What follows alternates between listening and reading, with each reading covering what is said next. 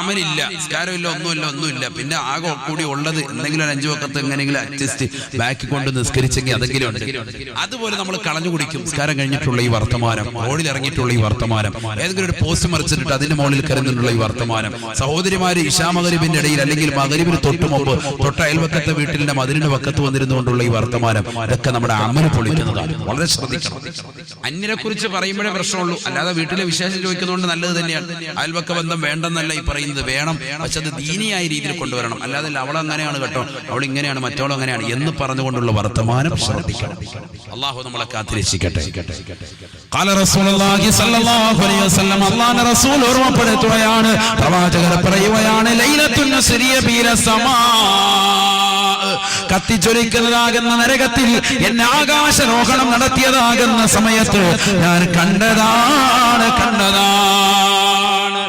ഇത് നരകത്തിൽ കണ്ടതാണ് നബി തങ്ങൾ പറഞ്ഞു. നേരത്തെ പറഞ്ഞത് ഖബറിൽ കണ്ട കാര്യം. നബിയുനാ റസൂലുള്ളാഹി സ്വല്ലല്ലാഹു അലൈഹി വസല്ലം തങ്ങൾ പറയുകയാണ്, റഅയ്തു ഫീഹാ ഇംറഅതാ മുഅല്ലഖതൻ ലിസാനഹാ ഇലൽ ഉസ്വാനതി മിനൻ നാർ. ഹബീബായ റസൂലുള്ളാഹി സ്വല്ലല്ലാഹു അലൈഹി വസല്ലം തങ്ങൾ ഓർമ്മപ്പെടുത്തുകയാണ്, കത്തിച്ചൊലിക്കുന്നതാകുന്ന നരകത്തിലെ തൂണിനോട് ഒരു പെണ്ണിൻ്റെതാകുന്ന നാവിനെ വലിച്ചു നീട്ടപ്പെട്ടതായി ഞാൻ എന്റെ കണ്ണുകൊണ്ട് കണ്ടുപോയി. സാബാ ഫഖുൽതു മൻ ഹുന്ന യാ ജിബ്രീൽ, മൻ ഹാദിഹി യാ ജിബ്രീൽ, ആരാണ് ജിബ്രീലേ എന്ന് അല്ലാഹുവിന്റെ റസൂൽ ജിബ്രീലിനോട് ചോദിച്ചപ്പോ ജിബ്രീൽ അലൈഹിസ്സലാത്തു വസ്സലാം പറയുകയാ, അല്ലാഹുവിന്റെ റസൂലേ, ഹാദിഹി ബദിയത്തുൽ ലിസാൻ ഐ തവീലത്തുൽ ലിസാൻ, നാവിന് നീളമുള്ള പെണ്ണാണ് നബിയേ. അഥവാ ദുനിയാവിൽ സ്വന്തം ഭർത്താവിനെ കുറിച്ച്, നാട്ടുകാരെ കുറിച്ച്, അയൽവാസികളെ കുറിച്ച്, ബന്ധുമിത്രാദികളെ കുറിച്ച്, സഹോദരങ്ങളെ കുറിച്ച് ഫനായും ഫസാദും പറയുന്നവളാണ് നബിയേ. മോശത്തരം പറഞ്ഞ് നടക്കുന്നവളാണ് നബിയേ. ഹാദിഹി ബദിയത്തുൽ ലിസാൻ ഐ തബീയത്തുൽ ലിസാൻ, നരകീയ ശിക്ഷയായി നരകത്തിലെ തൂണിനോട് നാവിനെ വലിച്ചു നീട്ടി കെട്ടപ്പെട്ടതായി ഞാൻ എന്റെ കണ്ണുകൊണ്ട് കണ്ടത് ദുനിയാവിൽ മോശത്തരം പറയുന്ന പെണ്ണാ.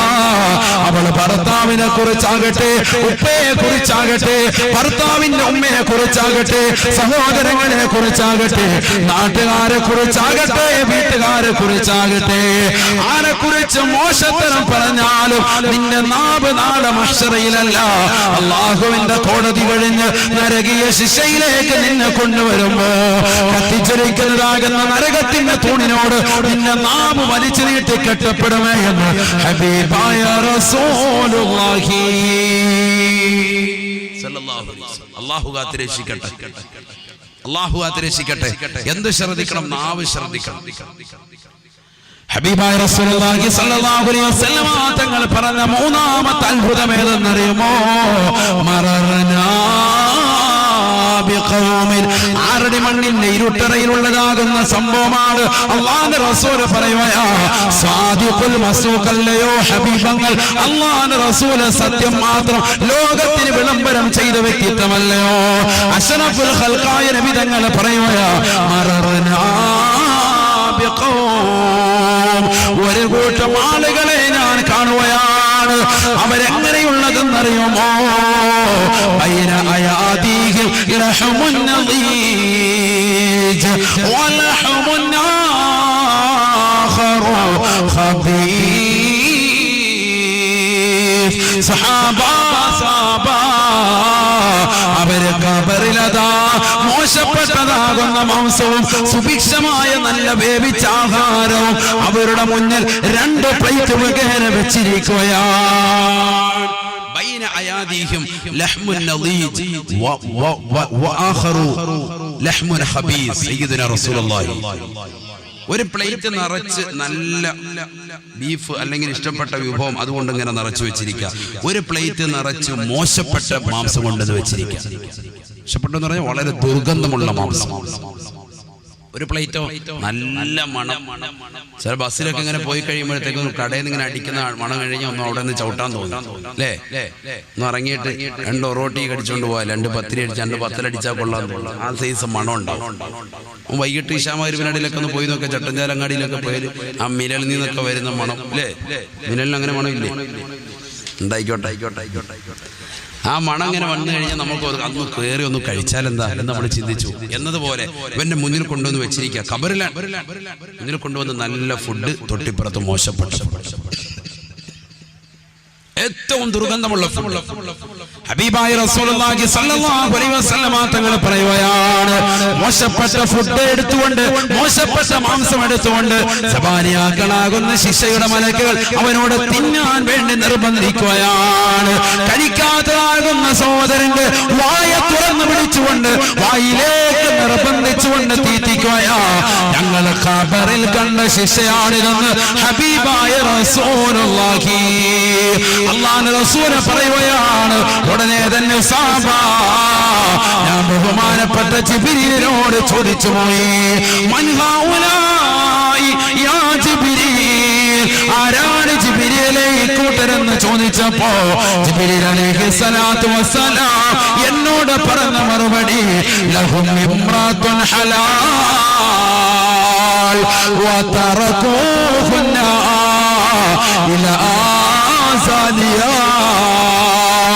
ഹബീബായ റസൂലുള്ളാഹി സ്വല്ലല്ലാഹു അലൈഹി വസല്ലം തങ്ങളോട് ജിബ്രീൽ അലൈഹിസ്സലാം പറയുകയാണ്, അല്ലാഹുവിന്റെ റസൂലേ ഇവർക്കെല്ലാവർക്കും ഹലാലായ മാർഗത്തിലൂടെ വിവാഹം കഴിച്ചതായ ഭാര്യമാരുണ്ട് നബിയേ, വിവാഹം കഴിച്ചതാകുന്ന ഭർത്താക്കന്മാരുണ്ട് നബിയേ. എന്നിട്ട് വഖറജു താരിഖീഹിന്ന ഇലാ സാനിയാ, ആ പാവപ്പെട്ട സ്ത്രീകളെ, ആ പാവപ്പെട്ട സഹോദരങ്ങളെ ഒഴിവാക്കിക്കൊണ്ട് മോശപ്പെട്ടതാകുന്ന സാനിയാക്കളിലേക്ക്, വ്യഭിചാരിണികളിലേക്ക് പോയവരാ. അവരിതാ ഖബറിലെത്തുമ്പോ അല്ലാഹു നൽകുന്ന ശിക്ഷയാണ്. സുഭിക്ഷമാകുന്ന ആഹാരം ഒരു തട്ടിൽ കൊണ്ടുവന്ന് അവരുടെ കൺമുന്നിൽ വെച്ചിട്ടുണ്ട്. പക്ഷേ അതിന്റെ ആസ്വാദനമോ അതിന്റെ മണമോ അതിന്റെ രുചിയോ ആസ്വദിക്കാൻ സമ്മതിക്കുകയില്ല. തൊട്ടപ്പുറത്തെ ഒരു പ്ലേറ്റിൽ മോശപ്പെട്ടതാകുന്ന ദുർഗന്ധം വമിക്കുന്നതായ ഹറാമായ രീതിയിൽ അറുത്തതാകുന്ന മാംസം കൊണ്ടുവന്ന് അതവനെ കൊണ്ട് നിർബന്ധിക്കുകയാണ്. മാസങ്ങൾ പഴക്കമുള്ള മാംസമാണ്, അത് നിർബന്ധിക്കാൻ വേണ്ടി പറയുകയാണ്. കഴിക്കാതിരിക്കുന്നവന്റെ മായ തുറന്നു പിടിച്ചുകൊണ്ട് കഴിപ്പിക്കുകയാണ്. അവൻ ദുനിയാവിൽ സ്വന്തം ഭാര്യയെ മറന്നുകൊണ്ട് മറ്റു കാമുകിമാരുമായി ചാഞ്ചിക്ക് നടത്തിയവനാണ്, സംസാരിച്ചവനാണ്. 18 നിറകുടങ്ങളാകുന്ന സഹോദരിമാരെ, തൗബ ചെയ്യണേ. പള്ളത്തുംകാലുള്ള പ്രിയപ്പെട്ട അമ്മ, തൗബ ചെയ്യണേ. ഹബീബായ നബി തങ്ങളെ പഠിപ്പിക്കുകയാണ്, അല്ലയോ സഹോദരാ, നീ പതിവ്രത കാത്തു സംരക്ഷിക്കണേ.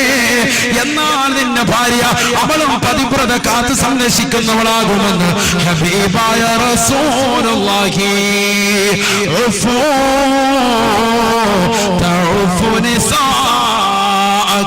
നീ പതിവ്രത കാത്ത് സംരക്ഷിച്ചാൽ മാത്രമേ നിന്റെ ഭാര്യ പതിവ്രത കാത്ത് സംരക്ഷിക്കുള്ളൂ എന്ന് ഹബീബായ റസൂലുള്ളാഹി. നീ അന്യ പെണ്ണുമായി നല്ല ഫോൺ വിളിയില്ല, എന്നിട്ട് വീട്ടിൽ വരുമ്പോ ഉണ്ട് റാഹത്തായിട്ടിരിക്കുന്നു. ആ പെണ്ണും പിള്ളേ അതേപോലെ ആവും. അല്ലാഹു നമ്മളെ കാത്തിരിക്കട്ടെ.